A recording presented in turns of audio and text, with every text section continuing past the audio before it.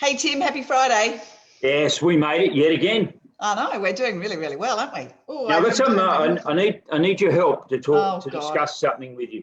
You're my fashion consultant, so here we go. back in January, I was looking at getting some corporate clothing for work. So you'd have the nice thing and have the REI logo on that.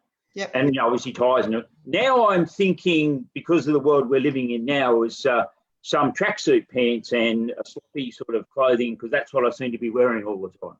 Sure. Where are you? Well, I've got the business mullet. I'm kind of dressed on top and then casual below. So that's, I've still got my socks on.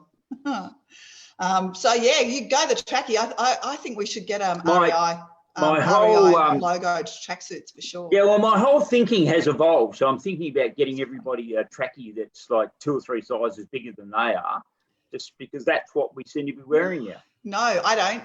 No, I've got tight fitting yoga pants on, just, if you needed that detail. I've got a visual. Anyway. Move on. Get on with business, shall we?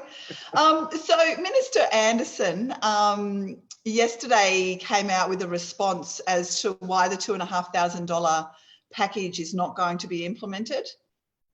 That was impressive. Yes. Number 11, I call him. He's my 11th minister. I listened to it on because I'm a sad individual, so I listened. Yes. I listened to it. It was online, and he kept on saying things like that he'd done so much in this space for the tenants, and there was this, and there was that, and there was everything else. But I didn't hear anything that he fully appreciated what was going on for the landlords. So, but we will bring it to his attention early next week. Okay, I'm sure he'll be looking forward to that. Yeah. So I've had lots of questions this week around the duties that people can undertake without having a license. So those people who at the moment probably have got a certificate because it was so easy to get a certificate, why not? Fair Trading promised us a list of duties that could be done without a license, but they have changed their mind on that. And I had yeah. Well, no, I had a very quick read in it of what they published, and it was of the normal value that I'd come to appreciate. So, oh gosh, you're mean. It was a good start. We'll call it that. We'll end the week on a favourite note. Thank you. It was a good start, and so suffice it to say that receptionists don't need it. Bookkeepers don't need a license. Trust accountants, the jury is still out. So I will endeavour to have an answer by Monday afternoon on that one. But yeah, generally admin support people, marketing people don't require. So if you've got any specific questions, please just put them into Facebook, and we'll answer them as we get them. The other thing is that there is a fee to upgrade to your Class 1 licence. But it's important to note that you have to pay the fee, but you apparently will get a pro rata discount back on whatever the fee was that you paid for the license that you've got. Did that make sense? Not to me, but I'm not a real estate agent. So it doesn't have to make sense to me. Oh dear, okay. And media releases for this week. What are you talking about this week? So this week, as we spoke at the beginning about the $2,500 and the initial comment from Minister saying no, he's not going to do it. Well, that might put the matter to rest for him, but certainly not for us. Yeah. So we will bring it back into the public domain and see if we can't encourage some further discussion on that topic. So there's that, and then the other press release we'll be putting out called the Doomsdayers and the Data. So people keep on saying that the market is going down the toilet, but the data doesn't support really that doesn't. View. Yeah. So we're going to put out a press release on that. Just put the data out there and let it speak for itself. Yeah, I had a look at Louis Christopher's website, SQM Research today, and he's having a look. He's got a property index that talks about the asking price and how that's changing over weeks around the country. And the Sydney asking price, it doesn't say, but I'm assuming it's the average, is at 1.3, just under 1.4 million. And that has actually gone up 9.1% over the last week, and a change of 14% over the last 12 months. So that doesn't really indicate that the prices are going down. No, that's right. And I mean, as you said earlier, we've got a 70+% clearance rates. And I noticed online that somebody on Facebook had put up, one of the agents had put up that one of the properties that was auctioned, they had 12 registered bidders, and it went for $150,000 over reserve. So that's I know it's only one property, but it certainly doesn't suggest to me that the things are in dire straits. No, and it certainly, it depends on which area you're talking about and which kind of property you're talking about. So it all comes down to the competition and how much supply there is on the market and how much demand. And so, yeah.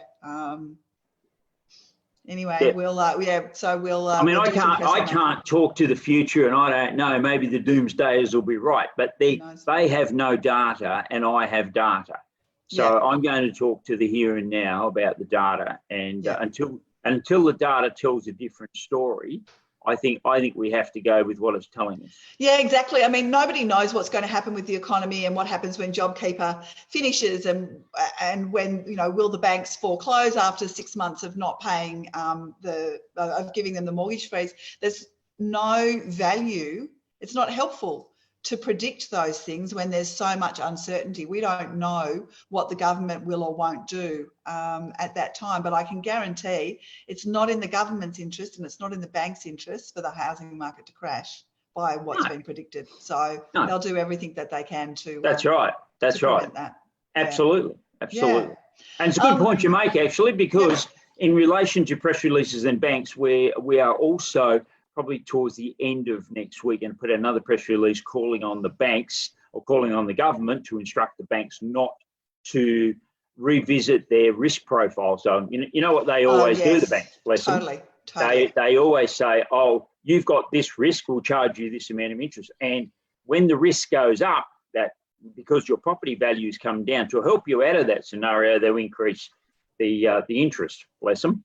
So we're going to be saying at the end of this 6 months, the banks don't revisit their risk profile. And they're not going to lose anything. Just they'd be instructed not to revisit their risk profile for 2 years. So that people can readjust. Yeah, that's a good idea. So we've Gladys came out and said we can have groups of 50 people allowed after June 1. So that's great news. I know Pamela and the events team at REINSW are busy planning the events that we'll be able to have as a result. So that is very, very exciting. We've got a bit that we can do that we have under 50 people at. So I'm excited about that. And my husband can go to the pub, and we're frankly both excited about that. Yes. And and it's going to rain. And we can go to a restaurant. We can go to restaurants, absolutely. And that really dangerous pursuit that we all used to enjoy of the thrill seekers that we are, to go to a restaurant. Yeah, absolutely. I can't wait. What's that, the 1st of June, is it? 1st of June, yeah. So that's very, very soon, very soon. So we've got opens again tomorrow. It is going to rain, so take extra umbrellas for those poor people in case they're standing out in the queue. And do remember, if you can, to take photos of people if there are queues outside your opens, and to use the hashtag #OzPropertyAlive, so that we can maybe get that trending. Anything else that you wanted to share before we go? I do. Just one thing, and don't say that I'm boring when I do these things, but what is concerning me right now is because we're all working from home and our members are now working from home, that if you read the don't sound boring, it's a problem we need to deal with. So if we look at land tax, your principal place of residence exemption arguably under the legislation won't be there. So I'm going to write to the Treasurer and say, look, I think that you probably need to not enforce that area of the legislation, so that people can work at home as your government instructed us to do. and I'm not Can for you it. people out there see what I have to deal with? I mean, honestly, the things that keep you up at night, my friend. But yes, there would be an absolute uproar if that happened. Surely that wouldn't be a problem. But anyway, you go. You write your letter, my friend. You write your letter. Yeah, no, I just think it is worthwhile getting that sorted, because Okay. I'll do it. Leave it with me. Leave it with me. All right, I will. Okay, you have a wonderful weekend, and I look forward to seeing you on Monday. Yep. Okay. Thank you. Have See fun. ya. Stay safe. Bye.